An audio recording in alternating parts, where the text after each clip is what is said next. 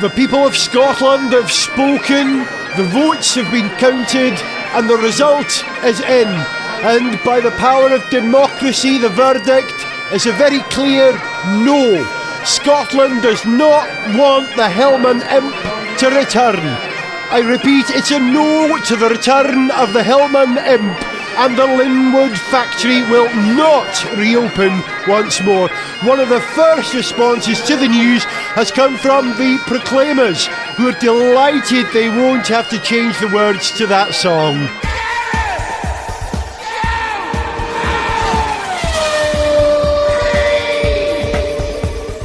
Hello, welcome to Gareth Jones on Speed. He's the one called Zon. Hello.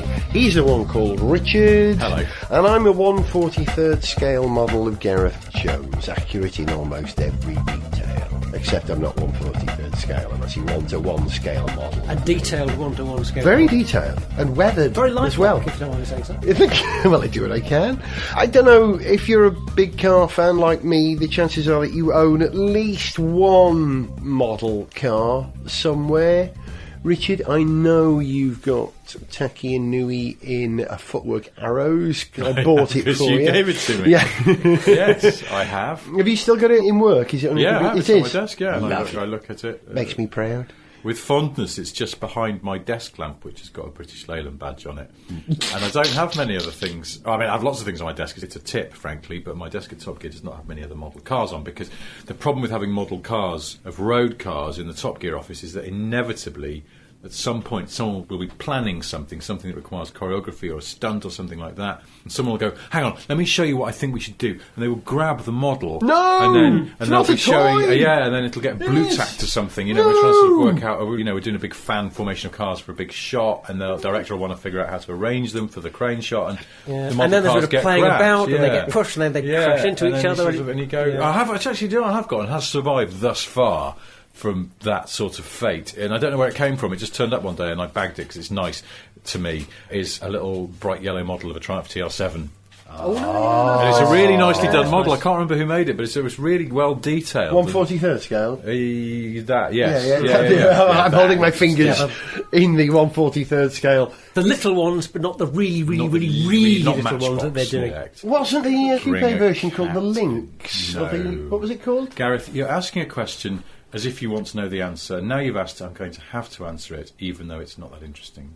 What was it? The Lynx was the four-seater fastback version with the Rover V8 in it, which was going to be made, and then Michael Edwards, to teach the unions a lesson, closed the Speak factory just before it went into production. I didn't realise it Moved got the that TR7. close. It was pretty close, yeah. They've still got one of the pre-production cars at the museum at Gaydon. Oh. It's a mixed bag of a thing, but it probably would have been quite nice with a Rover V8 in it.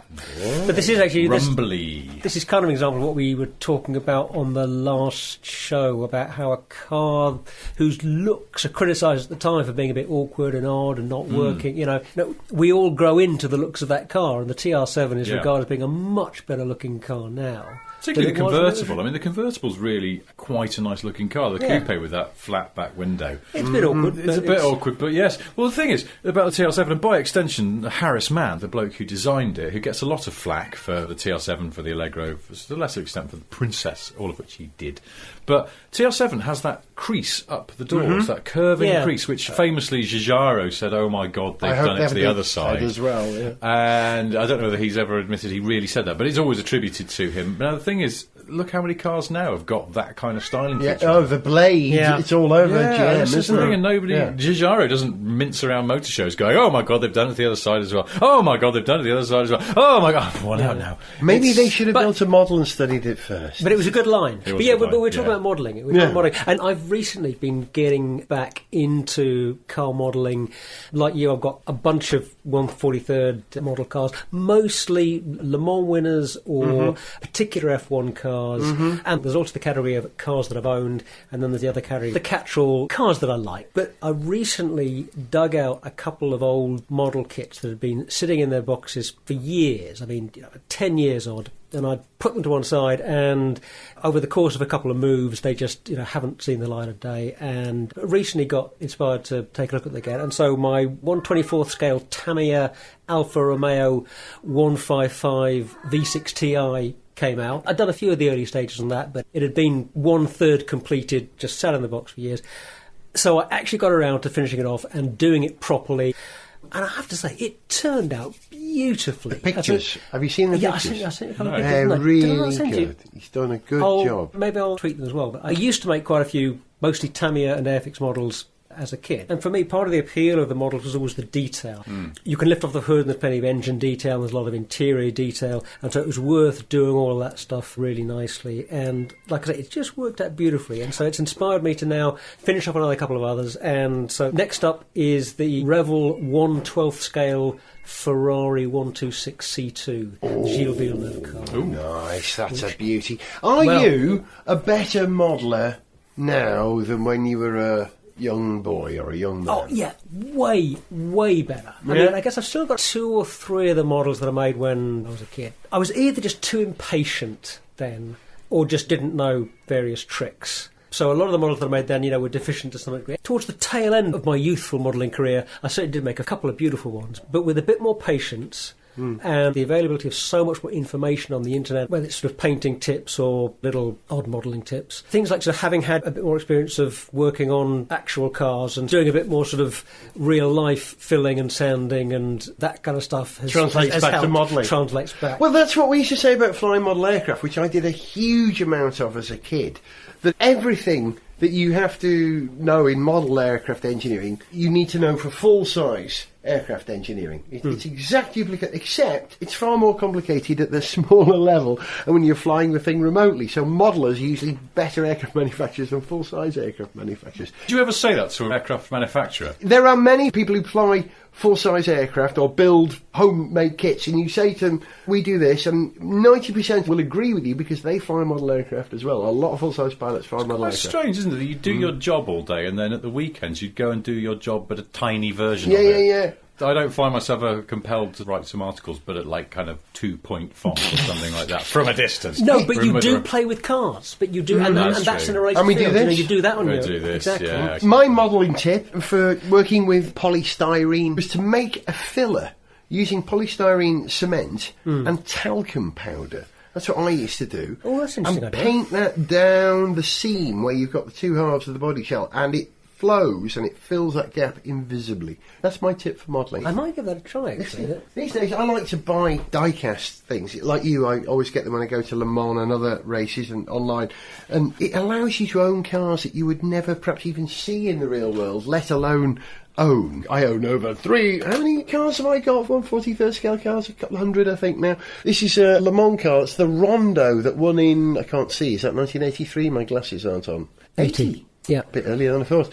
Perhaps the only Le Mans winner to win in a car of his own name. That was Mr. Rondo driving. Isn't that a funny looking thing? Yeah. Look it up. That sounds possible. The Jack Brabham of the endurance racing. Yes, he is, yeah. And look, I've got the McLaren F1 GTR as well. Look at that. Lovely, the one that won in whatever year that did as well. It's too dark in here. Now, have you ever made any 1/43rd things? Because I did actually. Yes. A few years ago, after I made one 1/43rd model of the Audi R8, which actually did turn out beautifully. It was one of those mixed resin and white metal and photo etched parts kits, which, when you sort of see them in their unfinished state, look a little bit crude, I think. Well, that's my first impression. But actually, they do work out beautifully if you do them nicely.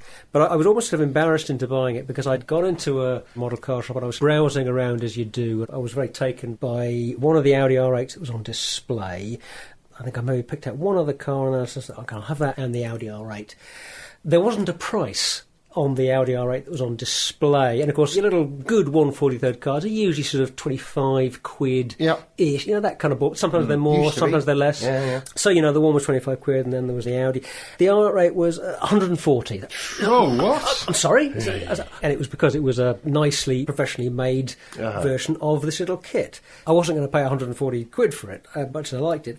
But I did buy the kit that the professional model had used to make that one. I was slightly sort of embarrassed into buying the cheaper resin do-it-yourself, model version yeah. of it. And it did turn out absolutely beautifully. I've got another couple of the Le Mans Audi winners now, but that was the first one. Have you got all the cars that you've owned now as models? No, and of course that was why I got the Tamiya 124 Alpha 155 in the first place, because that was kind of buying models of cars that I've owned, albeit I had the road-going version not Alessandro Nannini's DTM car, which this is. So are you planning to finish this model completely and then allow it to have a kind of spectacular rollover accident at Donington? Maybe? Is that what happened? Oh, I can't remember. Or Castle Coombe. Anyway, a question though, because this is nice. I'm liking this as a project. I'm thinking I might start to do this. You get a model of every car you've owned. Have you not done that? No, I've got a model of. I've got a little model of. Well, I wouldn't say that, but then a lot of what I do isn't. I'm quite happy to get on board with this. But at the moment, I just have a little model of Suzuki Swift Sport, because I used to have one of those, which I bought in Japan as well. And it's in a box with Japanese writing on it, which I thought was rather groovy. And I've got a small pewter model of a Rover 75, which the ex-PR man from Rover, I think, found in his loft and very kindly sent to me, because he knew at that point I owned a Rover 75. I've long since sold the car, but the pewter model, which is probably now worth more, I've kept. No, I like this, but what I was going to ask is, are you a stickler for all of these models being the same scale, so you can pretend that it's an enormous car park of all the cars you've owned? No, I've had to give up on that because... but you did originally hope to achieve it. It crossed my mind. However, I could only find a Volvo P1800 in 143rd. I couldn't resist the 124th 155 Tamiya. So, this is brilliant. So I'm going to have a mixture. This has never occurred to me to have models of all the cars I've owned. Tomorrow I'm going to be on eBay. Actually, I'm not. Tomorrow's my wedding anniversary. I'd be really bad if I went. Actually, tomorrow I'm going for a lovely lunch with my wife. This has actually given me an interesting problem though, because I went and bought a 124th Hasegawa 944 turbo kit to do after I've done the Revel Ferrari. You're going to do it in your colours? Of course, yeah. Right. I'm going to overlook the fact that it's a left-hand drive rather than a right-hand drive. Overlook that. But the thing is, I do want it to have the right wheels. And the thing is, the Hasegawa kit, lovely though it is, it has the wrong wheels. It has the teledials rather than the Design 90 wheels. So I'm now seriously considering buying a whole other, and actually it turns out quite hard to track down, Fujimi 124th to get the right wheels. 964 kit in order to get the right wheels. I'm holding up my 1/43rd scale Sora model to the microphone. It doesn't have the right wheels. It is white like my Sora, doesn't have the right wheels. And it annoys you just a little bit, doesn't it? It annoys me too much. And also, I think the spoiler on the boot ought to be slightly larger than it actually is. But it does say Toyota Sora on it, and it is right-hand drive, and it is Japanese domestic market. It's not a Lexus SC300, it is the Sora. But you've no idea how happy that makes me. I've got the real car, and I've got the model sitting on my computer. It's the one I look at every day. I do have an idea how happy it makes you. You do. I do know have very well. I don't know. The one I'd be interested in is actually having the models of the cars I used to own, because I sort of feel nostalgic and look at them. And exactly. So tomorrow, the Odyssey begins. No, not tomorrow. Wedding anniversary. Got to remember that. Don't spend all day on eBay buying model cars. Leave it till the weekend. It's the same for me, Richard. I've got 1/24th scale models of all my ex-girlfriends as well. Did I say anything out loud just then? Yeah, afraid so.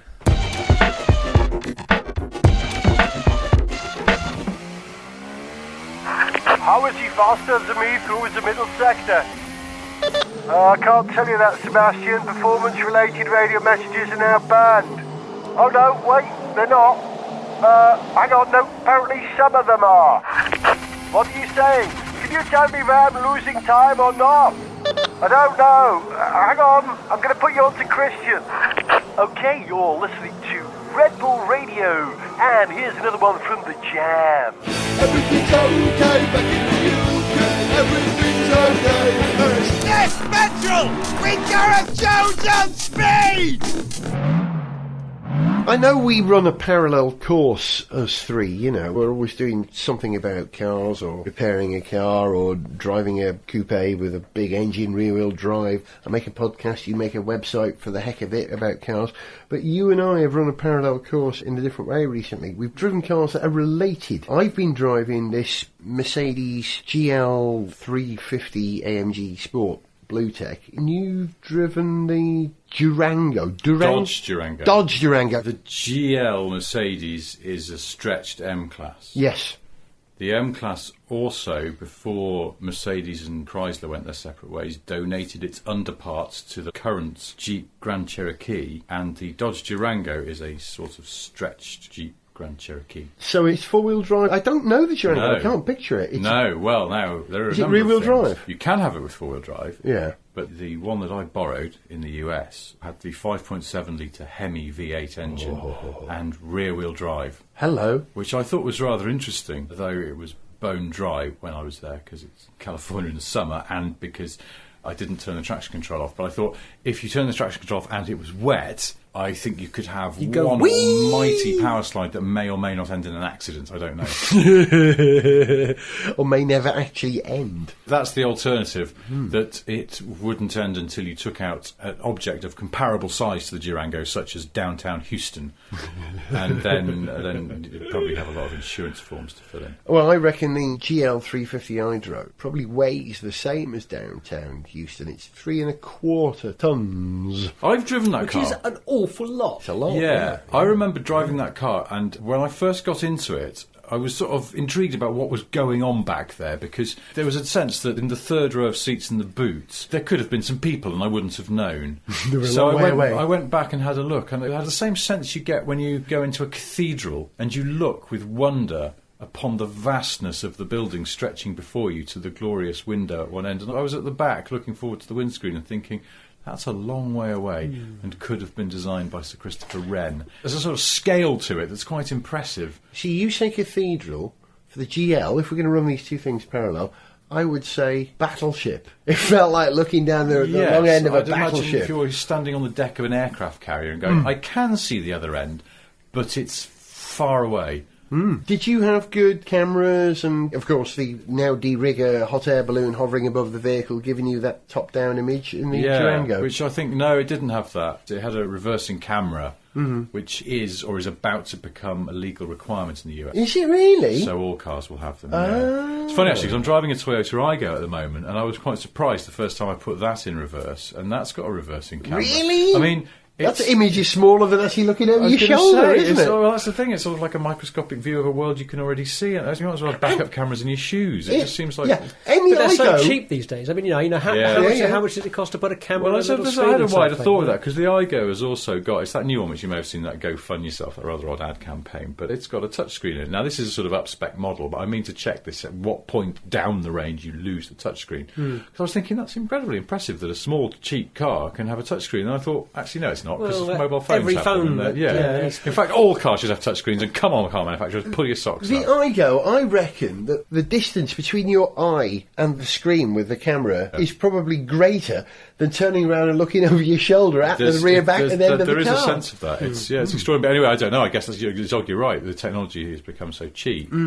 And like I said, in the US, I think it has become a legal requirement. If not, it's certainly imminent. Fantastic. Will they make it legally possible to have cameras instead of wing mirrors then? Do you think that'll come soon? Well, I think they are legally possible in Europe now, because they? the VW XL1, that fantastic Yeah. and futuristic super hyper eco car, which they're selling in very small numbers now, building in very small numbers because it's quite expensive, that's got them.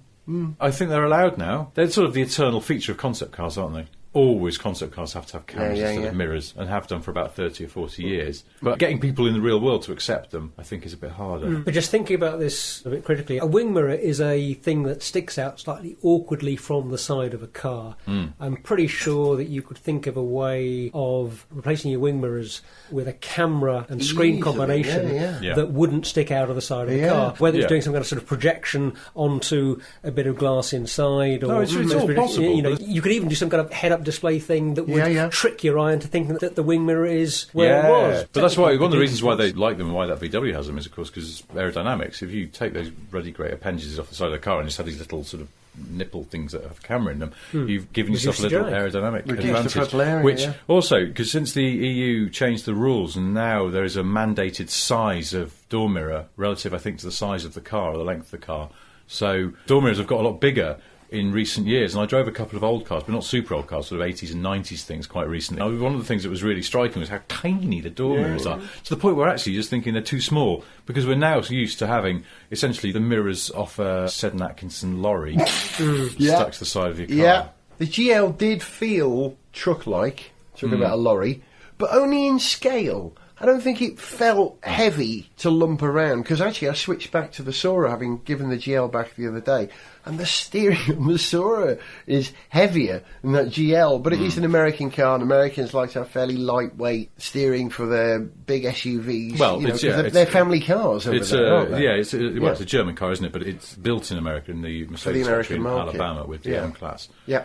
That's the thing I felt when I drove that GL in the UK. I liked it because it's sort of almost ridiculous and big, well-engineered thing. It's just that it's basically too big for Britain because it's not meant for here. I don't think they sell that many, do they? They sell a lot of M-Classes. Too big generally for Britain. We took it to North Wales and we took it down to Gloucester to drive. Violet noticed that driving through the lanes in Gloucester over these sort of cloughs, single carriage lanes, B road would have been a fanciful word for this. Do we have D roads in this country? Everybody gets out of the way. Everybody pulls over. And Violet didn't like that aspect of the car. It has such a presence, and it's that enormous bluff front end. If you look at the GL at the front, it's not just a barn door, but it's the rest of the barn as well. It's a good-looking car, but in a fairly brutal way. It's Brutal, got a very, yeah. It's aggressive looking. It's very aggressive. Yeah. It's got quite a male-looking car, quite a macho-looking car. I keep comparing it. Yeah, I agree. It is macho. It is good-looking. If you compare it to the new Range Rover, the Range Rover is imposing, but it's stately. It has a sort of a grace about it. The GL has a brutishness to it. If I was going to use this car to tow a horsebox or tow 5 jet skis or tow the Queen Mary or something, you kind of want that. You want it to look like it's going to do that. It didn't feel like a truck, but it's the performance of a truck. It was solid, man. You've got a shooting brake now. You have the gnarly knob for the command system. Yeah. That is a good old clunk. You'll probably not notice unless you drive something else. So all the other cars seem like little twitty-titty things now, you know? Yeah, I think also they've played with that Mercedes generic controller thing that I think in their medium-sized and big stuff, it feels like a really quality thing. Feels like that's there for life. Funny enough, in the little A-Class and the CLA and stuff, it's a bit cheap and gritty and it's not quite as good. It's like they just saved a few euros on doing it. But in the big stuff, it's a metal knob and it moves with this beautifully slick. But every stop on it is firm. Feels reassuring. It's like you'd want on the volume control on a very expensive German amplifier from the 70s. Well, it's firm but not clicky. You know, it doesn't go chack, chack, chack. It sort of goes... No, that's it. There's an engineer. It's like there's a soft end to each, and just the right amount of smooth resistance. Yes, exactly. That's the thing. Someone spent a while on it. I found myself thumping the car when I get in. You get in, you go, solid. You know, you go, ooh, look how solid you are. You notice that stuff, and if you're paying 83 grand or something for that car, well, it's 60 grand plus 20 grand. Oh, I was going to say, right, you kind of want it to feel like it's made out of titanium or something. It really does. I don't know that I want an 80 grand car to inspire me to hit it every time I get in. That just doesn't seem right somehow. It's got a tow hook that pops out the back that's hidden. Press a button, out comes the tow hook. I've never seen that on a car before. Oddly enough, my shooting brake's got that. Yeah, I've never used it. Yeah, really? Well, because it's a car from stock and it's been spec'd with a tow bar for some reason. So it had everything conceivable. Go on, imagine something fantastic and ask me if it was on this car. Lasers. Yeah, had it. I thought so. Yeah. Actually, do you know that's coming? That's here. Loudy have got it on their headlamps, haven't they? Loudy, yes. Loudy. Nicky Loudy. What is the point of a laser headlight rather than any other kind of... You might want to cut through steel. I've just been reading about this. Yes, because if you encounter Sean Connery as James Bond and you wish to put his knackers in peril by getting him to talk, you can press the button. You use the headlights on your car. Strap him to a gold table. Also, the more sensible answer is that there's a load of bump about colour temperature, and they can play tunes on them so they can adjust the range and the dip and all that, which they can also do with LEDs and regular. Colour temperature, see that's... But the colour temperature is one of the big selling points, yes. I think so is that they're getting particular colour out of these... Okay. Yeah, supposedly. It is one of the most autonomous cars, if not the most autonomous car I've driven, this GL. It has all the Distronic thing, adaptive cruise control, but it's got a piece of technology on board which, if I were to burp aggressively at Violet sitting alongside me, the car would compensate. It's got crosswind stability. I knew something like that was going to happen. I knew that wasn't actually going to... It has got a crosswind stability. It has. For a car that size, that tall... And it's that tall that, in order to get to the roof of the car, I had to stand on the 21-inch wheels to load the stuff onto the roof rack. It was really tall. You could bat down the motorway, and it just felt stable, and it kept its distance. And Did it have the Airmatic suspension? Yes, it used to it would sit down. Did it sigh? If you'd switch it on and then you'd go to open the boot and you'd hear the car would just go...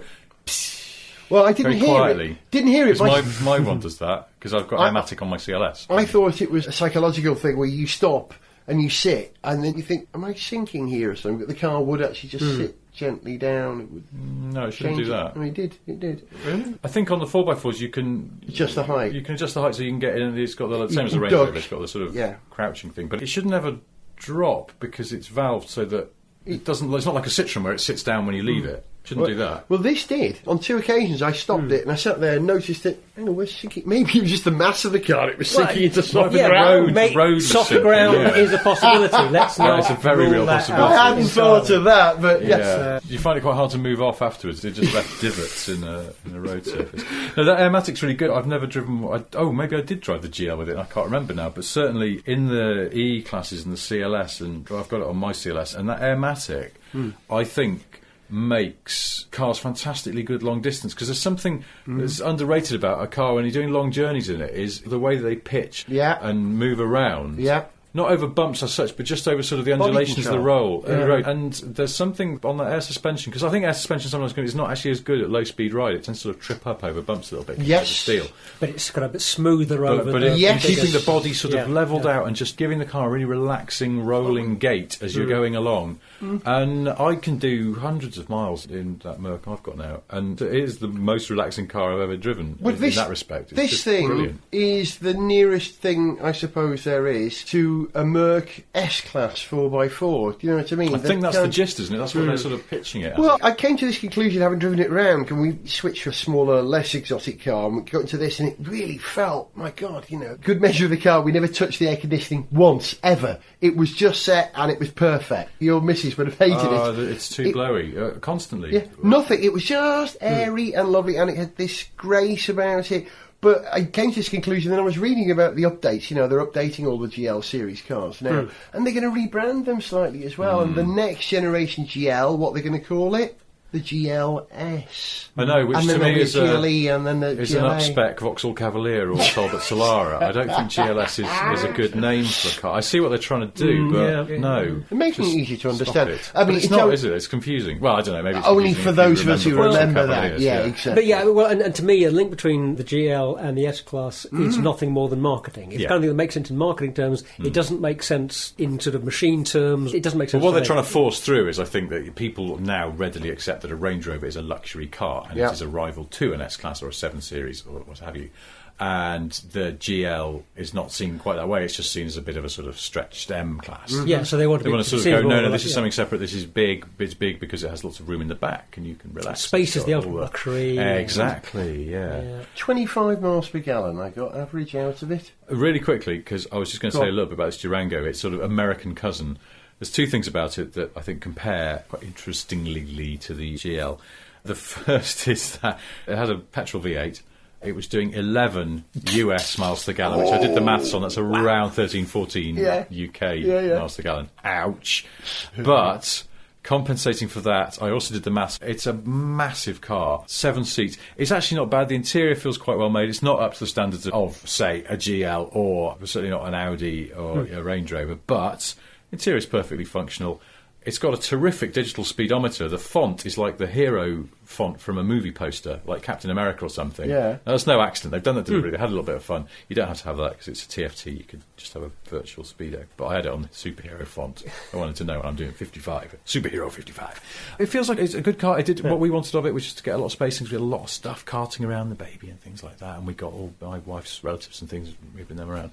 And I thought it was a pretty good car. And it was a very good car. And I discovered that you're getting a whole hunk of metal and a Hemi V8 for the equivalent of £23,000. Is that right? And I thought, well, it's pretty good. It's quite hard to argue against that. I wonder what the GL sells for in America. What does the GL Not sell £23,000, no. I'll guarantee you that. Until I drive the Range Rover, the long wheelbase Range Rover, I doubt if I'll ever drive a 4x4 as stately as that. Alluding to it being the S-Class 4x4 is no bad thing, because I can't imagine anything else getting closer to it. Very good.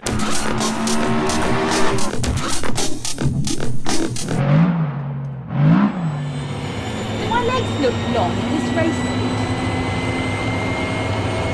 Hi, this is Catherine Legg. This episode of Gareth Jones on Speed is brought to you by the sound of Formula E.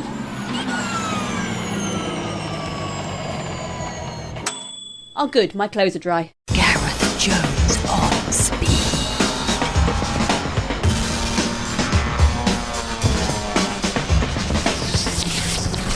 Dear motor industry, I have followed your thinking for many years and recently have become confused over one issue. The car that I have always known as the Freelander is now called the Discovery Sport. Please can you explain this? Yours, Gareth Jones, a fan of cars.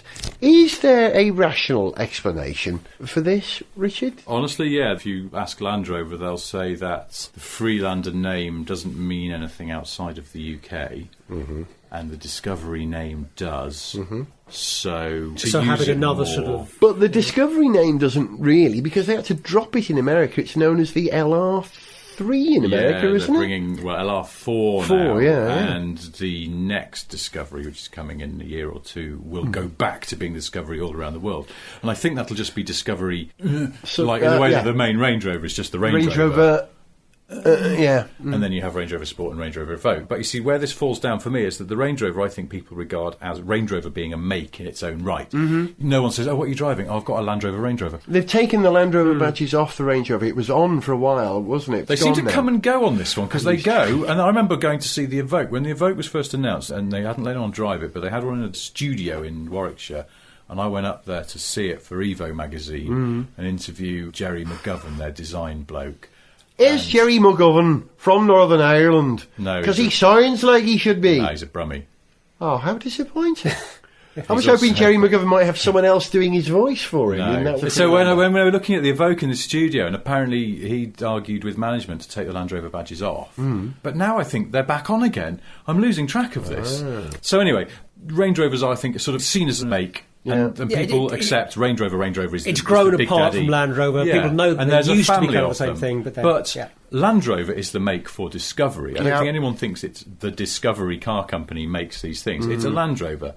And then Discovery is a model. And then to sort of try and leverage this into sport. And then they're saying that Discovery will become a family, presumably like Range Rover, there'll be 3 or 4 models. Yep. I don't think this works. I think this is baffling, like, yeah. It's baffling. It's like Ford going, well, now Mondeo is a well-known name now, and really Focus isn't working so well. So the Focus is going to become the Mondeo Sport, and then what we might do is also get rid of Fiesta, and we're just going to call that the Mondeo Light or something. No, just work harder at making the name stick. I mean, that to me is what you have a marketing department for. Yeah. And Freelander's quite a good word. If we're saying, oh, no one's heard of it around the world, well, make them hear of it, because it's a nice-looking car, this new Discovery Sport. Why not just ram it down Why people's just throats? sell it a bit better? Land Rover's Yeah, a good yeah. make, isn't it? People have heard of them. I mean, for God's sake, they Look, keep using the word sub-brand. premium and Call so it just a want to sub-brand or whatever vomit, it is. but they are Yeah. an upmarket make now. I reckon that the reason that Land Rover are doing this is that they're shelving the name Freelander and will probably use it on a even smaller Land Rover, smaller than the Evoque, but not the new Defender. There will be something about the size of the Mini... Oh, hang on, that's a big car. The Mini Countryman. Yeah. There'll be a Land Rover about that size, and I bet that will get the Freelander name. Well, I wonder maybe if in they'll about call 5 it, years. that'll be the small Discovery, and they'll call it the Discovery Freelander. Oh, mate, No, I'm not joking. mind. Could you imagine it? I mean, that's the thing. It's very hard naming cars and coming up with new words now because they've all been copyrighted. So they own Freelander. The original Freelander, first generation one, I think actually on the badge it said Freelander and it had a little R, registered trademark thing, after it, just to make the point. We've made this word up and now it's ours. Don't copy it. The only thing I was going to say as well is Freelander, I have never another problem with the Freelander Sport. Sorry, it's not Freelander Sport, is it? It's the Discovery Sport. Sport. I See? remember- It's confusing. Yeah. The other problem I have with it is the way that it looks, which I think it's a nice looking car. No question about that. But I It's a thought Saab they'd said... 9-3, isn't Yeah, it? it's got a bit of Saaby, that pillar and things. But no, it's the fact that they'd said... The Range Rover, as they always say, design language, emanates out now from the Evoque with the shape of the headlights, and then the Range Rover Sport sort of looks like a slightly more grown-up version of that, and the full fat Range Rover looks like the Big Daddy. But you can see there's a lineage in little bits and pieces of details and things like that. There's a continuity through the design, and that they were going to come up with a new design language for Land Rover. And this is the first iteration of it, and to me it just looks like a sort of Evoque. cut and shut Evoque. Yeah. Evoque Plus. XL. Yeah, Evoque Evoque Plus. Plus. Exactly. Yeah, So, yeah. well, that's all well and good. The Evoque's a very successful car. Yeah. But don't fanny around telling us you're going to think of a separate design language for Land When you're Rover. just using Just it for gonna- the land. I think they're going to wear out that set of design cues. To be fair, it is a difficult job. It's a very difficult job Yeah, coming yeah. up with. But I think it's particularly hard to come up with a new design language for a new Yeah, small when you've got Land lots Rover. of baggage behind you because Land Rover and Range Rover, it's all very important, isn't it? Yeah. That you keep the feel of the family.